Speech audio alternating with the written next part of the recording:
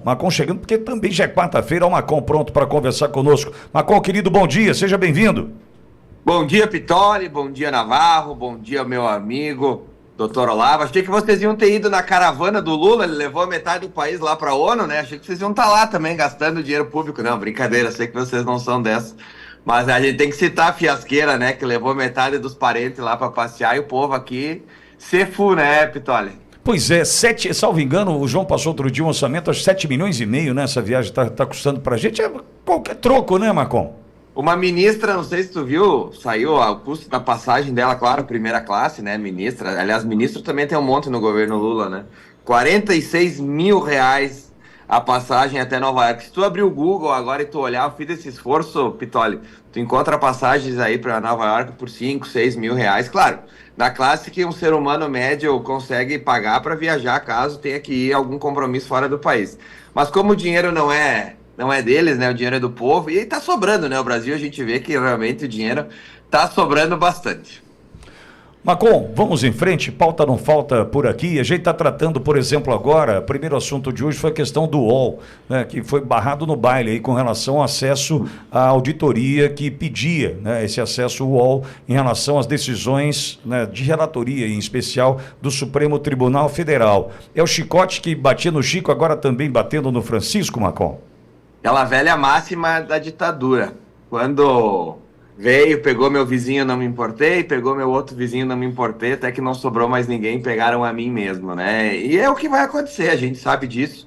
Esse avanço ditatorial do STF, ele vem se avolumando, ele vem encontrando, inclusive, ecos dentro do próprio Poder Judiciário, quando outros juízes tomam atitudes completamente absurdas. Foi o caso do Gustavo Lima, aí, que foi uma atitude, acho que ele teve prisão preventiva porque ele era rico, né? E rico deve ir para cadeia também. Então a gente vê que, infelizmente, a justiça no nosso país está muito distante. E uma coisa que me chamou a atenção nessa seara, Pitoli, foi o discurso do Bukele lá na ONU. Não sei se vocês chegaram a acompanhar, mas ele dizendo sobre a segurança, sobre a propriedade privada, sobre que quem está preso é bandido e quem está solto são as pessoas de bem. E aqui no nosso país a gente tem meio que uma inversão de valores, né? A imprensa já não pode mais fazer o seu trabalho, os cidadãos de bem que eventualmente cometem uma microfalha escrevendo alguma coisa em uma estátua pegam 17 anos, enquanto traficantes, homicidas são libertos, políticos de colarinho branco são libertos. Então, a gente vê aquele discurso da ONU, é como se fosse uma Miss Universo, né? A gente tem várias, só que lá a Miss fala e a gente dá uma olhada e a gente fica com inveja de alguns países, né? Ver o Milei lá defendendo o fim da Agenda 2030, o fim desse direcionamento da ONU à esquerda, ver o Bukele defendendo as pessoas de bem e ver o Lula tendo o microfone cortado por nem ter a capacidade de colocar o discurso dentro do tempo que foi pré-estabelecido, sem contar as mentiras, desperta bastante inveja dos brasileiros de bem. Mas é aquela coisa, né? A gente tem que lutar como um dia El Salvador chegou ao fundo do poço, sendo o país mais perigoso da América, como a Argentina quase virou uma Venezuela. Talvez o brasileiro, para ter o presente de ter um presidente tão representativo como o Bukele ou o Milei, precise também aprender na dor, porque no amor a gente vê que o brasileiro não aprende. Isso vale também para esses absurdos do STF, que não é de hoje e vem cada vez se avolumando, e que a gente tem que citar aqui, né, Pitoli? É uma coisa que tem sido genial, eu achei, do Gustavo Gayer. Vocês já devem ter trabalhado esse assunto aqui, mas vale a pena citar essa pressão no PSD, que a gente tem sentido surtido bastante efeito. Ontem, inclusive, um senador que eu nem sabia que existia se manifestou aí chamando o Nicolas de moleque, por aí vai, é porque estão sentindo, né? O cara, quando vem à rede social tentar defender o indefensável, é porque bateu, sentiu o Galvão, né? E a gente vê essa pressão crescendo. A gente vê aqui no Rio Grande do Sul, isso correu bastante, vereadores preocupados que estão concorrendo pelo PSD. Eu acho que é por aí, a gente tem que expor mesmo. Eu sou um advogado de expor sempre os nomes, né? Eu fiz, inclusive, o placarcongresso.com para isso. Eu acho que isso tem tido muito sucesso na nossa sociedade, tão interligada via internet hoje para saber mesmo em quem pode confiar e quem não pode. A gente está divulgando essa campanha aqui, Marcon. Marcon, eu quero aproveitar a tua passagem por aqui, a tua área de formação na economia, e falar sobre o orçamento do Brasil para o ano que vem. Né? Já está sendo discutido o que tem por ali, porque o que começa a correr e chegar para nós, Marcon, é que vem um governo ano que vem, em função do tamanho do buraco já criado até aqui, mais guloso com relação aos impostos e taxações do que a gente já viu até agora. Isso já está sendo discutido? Em que ponto está a discussão do orçamento para o ano que vem, Marcon? A gente tem alguns pontos importantes sobre isso, Pitoli. Nós tivemos a última reunião do Banco Central, a subida da taxa de juros do Brasil. Todo mundo acompanhou e viu que isso aconteceu de forma unânime, ou seja, o Galípolo, que é o futuro presidente do Banco Central, indicado pelo Lula e pelo Haddad, concordou na subida de juros, o que terminou basicamente com o discurso vitimista do Lula, que o Brasil só não estava crescendo mais ou arrecadando mais, porque o Campos Neto seria um infiltrado do governo Bolsonaro, né, lutando contra o Brasil. Tem algumas historinhas que o Lula conta que realmente eu me pergunto se ainda convence alguém, mas deve convencer, afinal ele é o presidente da República. Quando o Brasil sobe a taxa de juros, a gente já tem um novo indicativo, que o Brasil está gastando muito mais do que arrecada e que a segurança fiscal, né, ela não existe no Brasil. Nessa esteira, o próprio Banco Central fez uma indicação que o rombo para o ano que vem, ele é de 40 bilhões maior do que basicamente o governo está projetando. Ou seja, o governo está usando a matemática para mentir para as pessoas e para o mercado que nosso rombo é menor. O que isso provoca? Isso provoca a desconfiança ainda maior no cenário econômico dos agentes econômicos que tiram recursos dos países onde não há segurança fiscal, onde não há uma confiabilidade nos números, e isso vai fazer com que o Brasil tenha mais dificuldade ainda para rolar sua dívida e os juros precisem ser ainda maiores para sustentar a nossa dívida, o que é péssimo para o país. Então, quando o governo mente e gasta muito mais do que arrecada, a conta chega.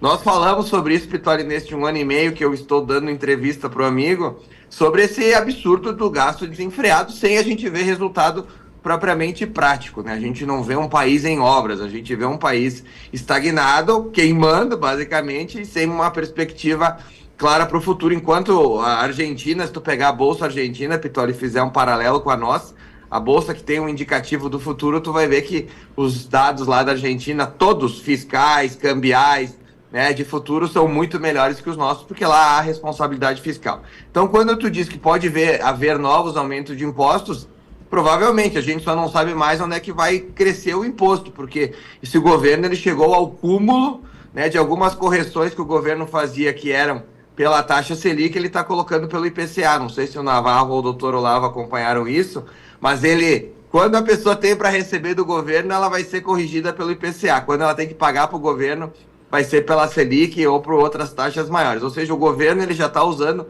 de todos os artifícios possíveis e inimagináveis para aumentar a arrecadação, coisa que não está sendo suficiente para sustentar o gasto desenfreado do incompetente do Haddad.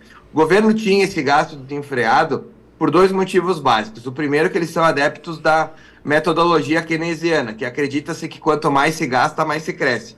O que se provou já não ser verdade, né? Nós temos um déficit aí de 200 bilhões e nós crescemos muito inferior a isso. Aliás, nós temos um déficit de 1 trilhão e 200 bilhões e nosso PIB cresceu menos de 300 bilhões. Ou seja, esse método ele não se sustenta.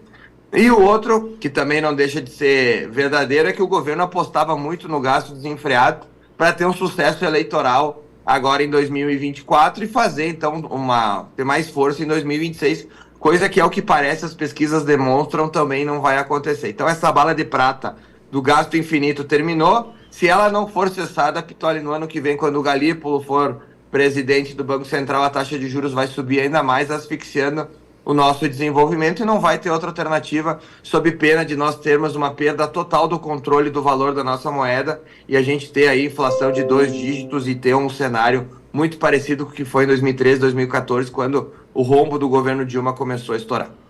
Fala, Olavo.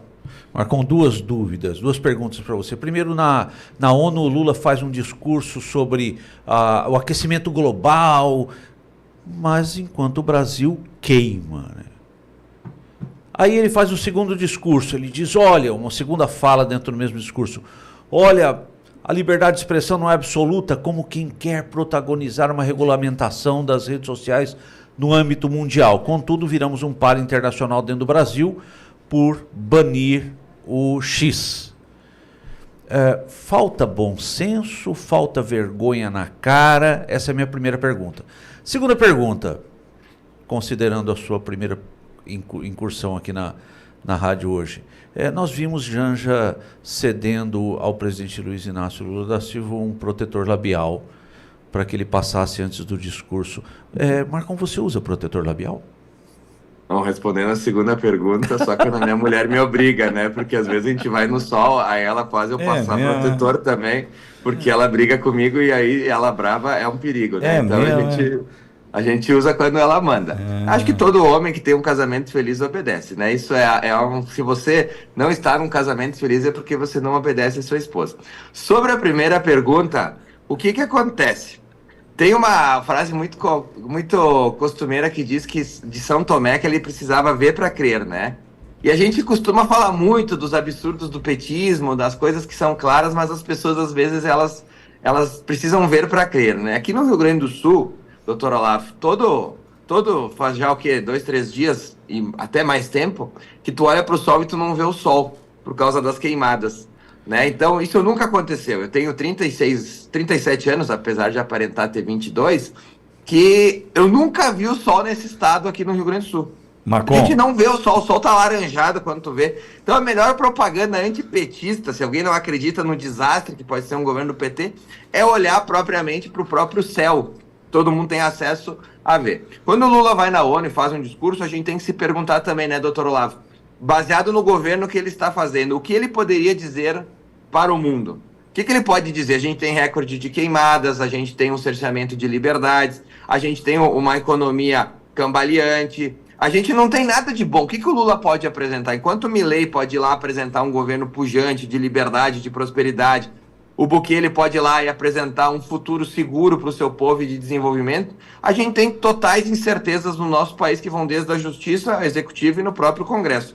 Então também é uma situação complexa para o próprio Lula, ele ter que mentir, e ele tem que mentir baseado em nada, e quem dá uma pesquisada vê que ele está mentindo.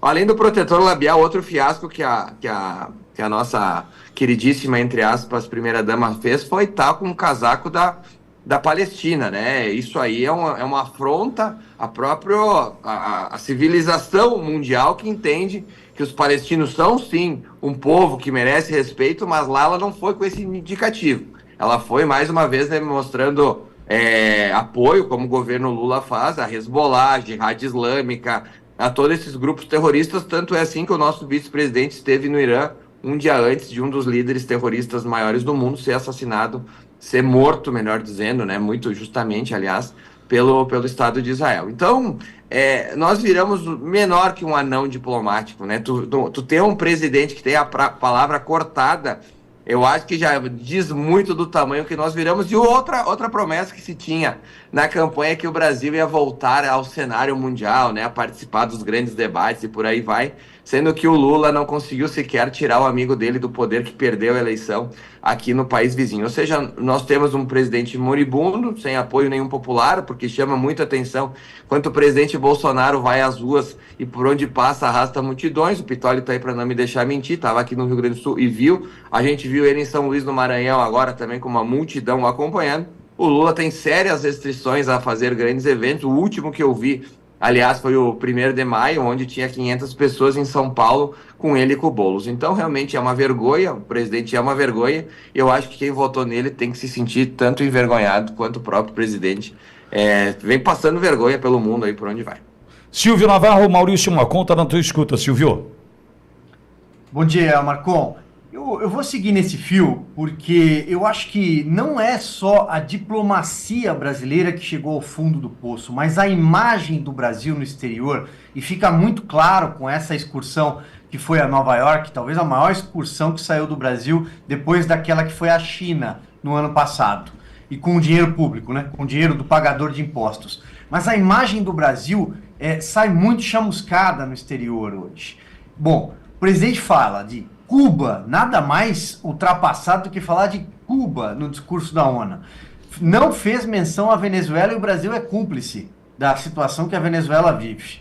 Fez afagos para a China, para a Rússia, atacou o povo de Israel de novo, atacou a democracia naquele pedaço de planeta e fez menção à Palestina, mas é claro que quem estava atrás dele, na fileira de trás, o Celso Amorim, por exemplo, é um defensor do Hamas, dos terroristas do Hamas, num momento em que a imprensa nos Estados Unidos está preocupada com a liberdade no Brasil, todos os jornais já se manifestaram, no momento em que o Congresso americano tem deputados que sugeriram um veto à entrada do ministro Alexandre de Moraes. Então, a pergunta que fica é essa: a imagem do Brasil talvez seja, para usar de forma popular, o filme queimado, né? Não tenho memória aqui, pelo menos desde a redemocratização, da imagem brasileira ser vista dessa forma. E a gente tem um ponto muito importante aqui na Val, aliás, dois. Primeiro que os Estados Unidos, para discutir qualquer assunto interno, como eles estão discutindo agora, eles são muito assunto deles. Eles não costumam discutir muito questões fora mundo, né? A gente sabe que os americanos são assim, se preocupam muito com o internos corp lá que eles falam, né? Então, o que acontece? E quando o Brasil começa... Porque o Brasil é um país grande e é um aliado importante, é um aliado geopolítico histórico dos Estados Unidos. Quando a gente começa a se afastar de liberdades e se atrelar à ditadura sem liberdades, os Estados Unidos olham e pensam, opa, né, tem problema aí, a gente precisa fazer alguma coisa. Mas indo mais além, quando tu fala de todas essas fiasqueiras internacionais, aqui no Rio Grande do Sul a gente fala de fiasqueira, né? Fiasqueiras internacionais que o Lula vem passando, a gente tem um problema que muitas pessoas dizem assim, mas não tem problema, né, o mundo achar que a gente não é um país civilizado, que a gente não tem liberdade, isso não muda nada a minha vida, né, é um ledo engano, porque o dinheiro, costuma-se dizer, ele não tem pátria. E se o dinheiro internacional não vem para o Brasil de forma de investimento, de desenvolvimento, a nossa renda decresce, né? Os nossos serviços públicos decrescem, a nossa arrecadação decresce, a qualidade de vida do Brasil decresce. Então, do brasileiro decresce. Então, quando tu tem um presidente que vai até a ONU, totalmente despreparado, leva uma caravana, como acontecia antigamente nos programas do Silvio Santos, de pessoas completamente desnecessárias, levar 100 pessoas para tu fazer um discurso, 2 de 5 minutos, não tem necessidade nenhuma disso e é um desperdício muito claro de dinheiro público. Ainda para falar um monte de baboseira que as pessoas já estão cansadas de saber que não é verdade, isso acaba também afastando o recurso internacional. Vamos fazer aqui um paradoxo, vamos fazer uma análise aqui bem rapidinha, Silvio. Imagine um investidor que tem 1 bilhão para investir e ele olha o discurso do Milei, do Bukele e do Lula. Tu acha que ele vai botar uma fábrica na Argentina, em El Salvador ou no Brasil? Acho que não precisa ser um gênio para saber, né? É muito simples a gente fazer essa linha de pensamento. Tanto é que o próprio Elon Musk deu uma entrevista dizendo que estuda como poder investir na Argentina. Daí o pessoal tem, mas Elon Musk é um bilionário, né? As pessoas normalmente o comunista ele é um frustrado, né? Ele não conseguiu vencer na vida, aí ele tem que culpar os outros pelo sucesso que eles tiveram. Esse investimento que vai ser feito na Argentina vai gerar emprego, renda, desenvolvimento, né, mais dinheiro no bolso dos argentinos e mais liberdade também para eles, inclusive financeira. Então a gente está ficando para trás na história. Quando tu fala de Cuba, a gente até tenta dar uma beliscadinha, ver se tem alguém ainda que defende o modelo, né? Porque 2024... ele deu errado, é só se tu não acredita, tu vai, tu visita lá e tu olha que deu errado. Não deu nada certo, as pessoas são pobres, não existe saúde, não existe alimentos, as pessoas entram em geladeiras, como tem imagens no Google, para tentar nadar até Miami, para tentar fugir daquele paraíso que o Lula defende. Então, assim, é muito maluco que ainda em 2024 existam pessoas, líderes mundiais, como é o caso do Lula, líder de um país, que defendam um modelo fracassado como o de Cuba. Se tivesse eleição em Cuba, aliás, Navarro, o resultado seria o mesmo da Venezuela, né? Só os partidários do chavismo ou do castrismo lá iriam votar no governo e a população ia preferir um modelo mais de desenvolvimento. Ou seja, eles mantêm esse modelo que é tão maravilhoso na base da bala, porque se fosse na base da democracia, eles perderiam. Macon, querido, boa semana para você. Mais uma vez, obrigado por estar conosco aqui, Macon. Um abração a todos, fiquem com Deus e até mais. Valeu. Maurício Marcon, direto do Rio Grande do Sul, conversando conosco.